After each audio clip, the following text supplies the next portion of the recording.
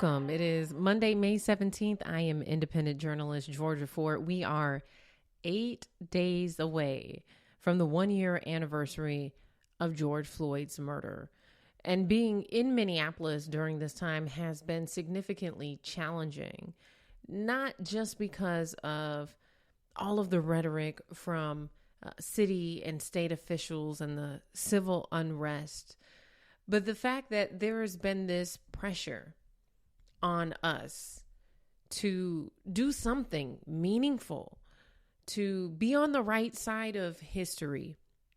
And while I read reports about Brooklyn Center passing a meaningful resolution for police reform over the weekend, I couldn't help but wonder, Daunte Wright, who was killed by a former Brooklyn Center police officer, he was killed about a month ago.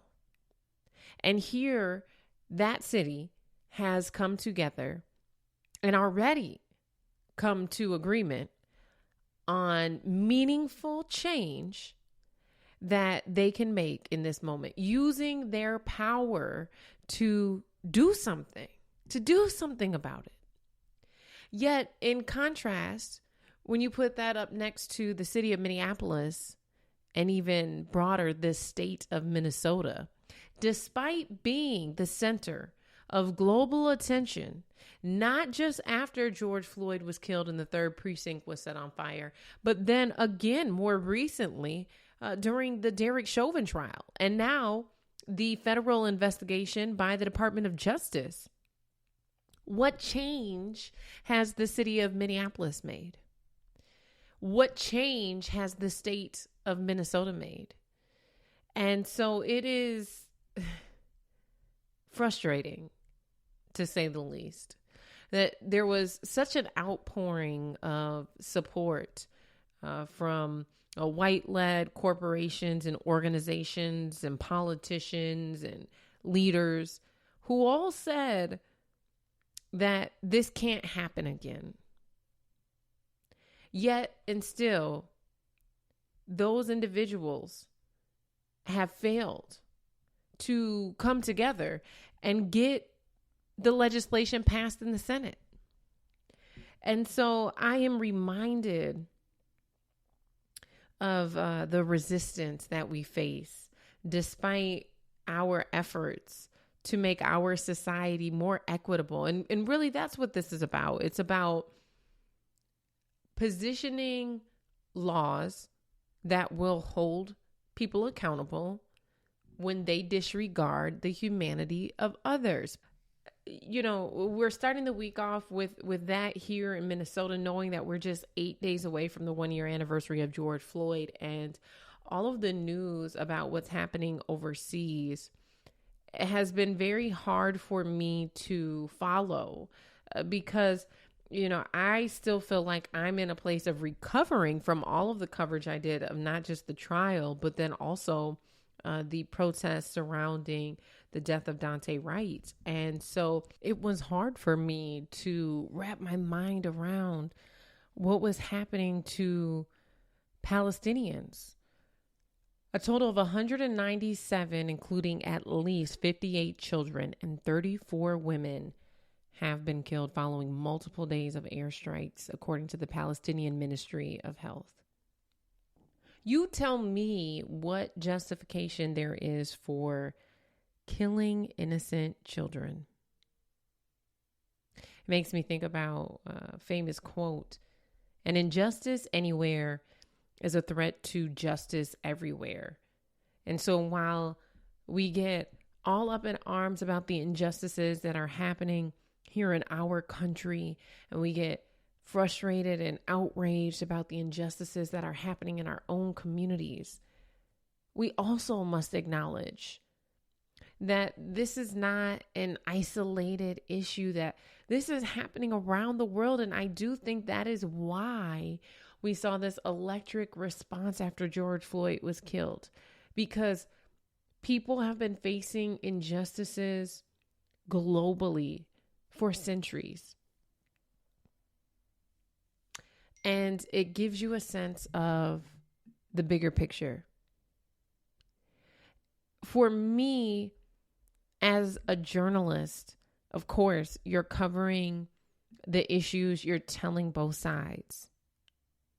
But the truth is, there is no other side to humanity.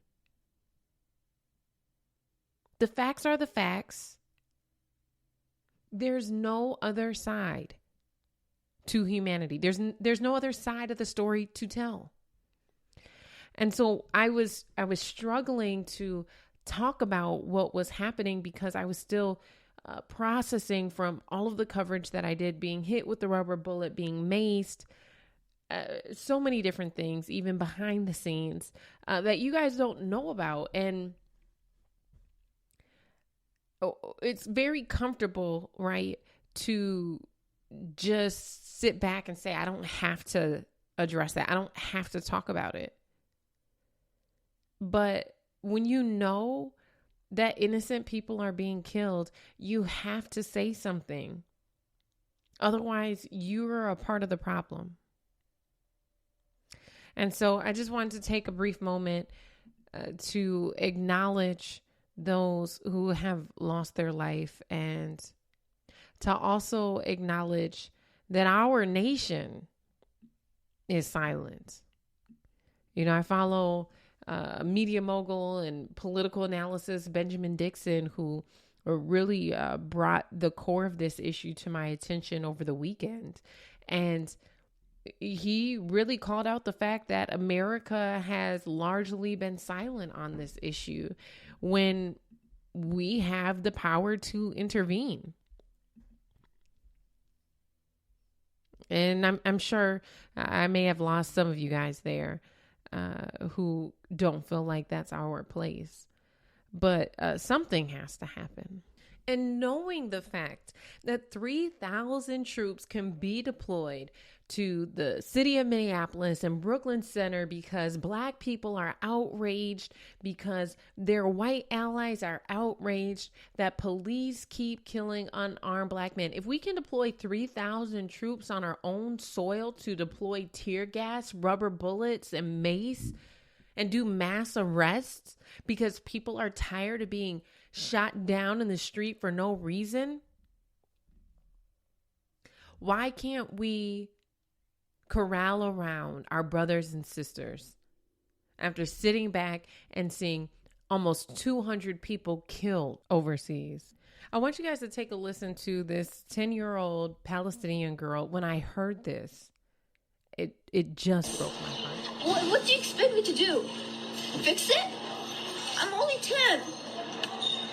I can't even do anything anymore. I just want to be a doctor or anything to help my people. I can't. I'm just a kid. I don't even know what to do. I get scared, but not really that much. I do anything for my people, but I don't know what to do. I'm just 10. I'm just 10.